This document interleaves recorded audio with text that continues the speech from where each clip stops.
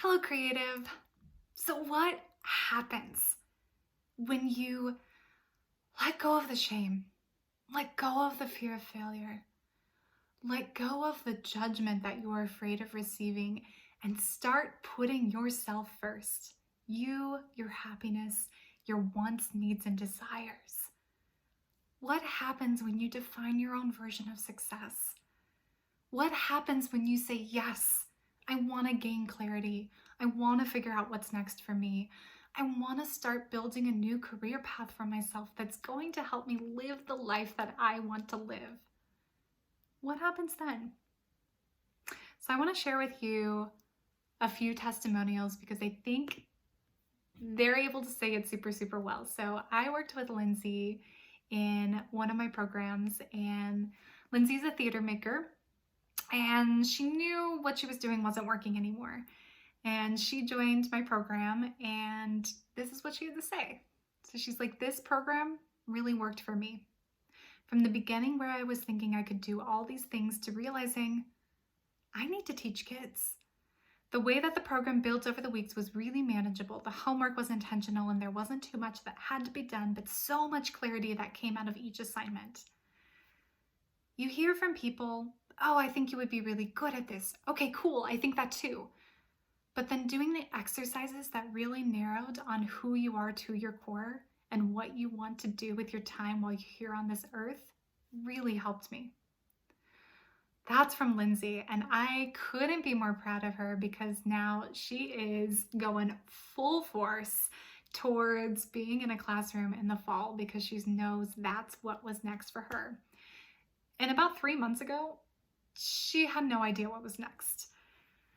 Lydia is also somebody I worked with, and I love her story as well. She's also a theater maker. She's still figuring out how theater fits into her life and into her future, but she's tweaking the narrative of the type of work that she has to do. So this is what Lydia says. Before, I knew I wasn't happy doing what I was doing, and my strategy thus far had been to double down on what I was doing in the hopes that that would fix it. Then with the pandemic, I felt relief and then fear of the idea of having to go back to constantly being on the treadmill for things that didn't really light me up inside. That was an indication that something needed to change for me. The things that I was pursuing were not the best suited towards the holistic view of my life.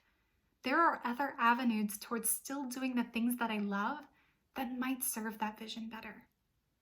I love that.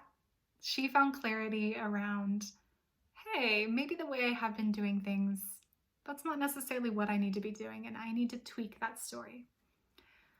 For me, I let go of all of the options, and I started digging down deep to my core. What is it that I wanted to be doing? I started looking at all of the breadcrumbs from my history and realizing I want to use my talents and my strengths in a way, and I realized I really wanted to help creative artists succeed. I really wanted to help people like you stop reaching levels of burnout, start finding a career path that was going to light you up and sustain you, and start fulfilling the life that you're wanting to build for yourself. Because the starving artist archetype, it's got to go. The narratives of shame and fear and judgment, they've got to go. Because at the end of the day, you, your story, how you show up in the world, and finding the pathway that's gonna let you utilize that in the best way possible, that's what everybody should be doing. So amazing things can happen when you start doing the work. And it's a lot of personal work. But when you start letting yourself have a new dream again, it's amazing what can pop up for you.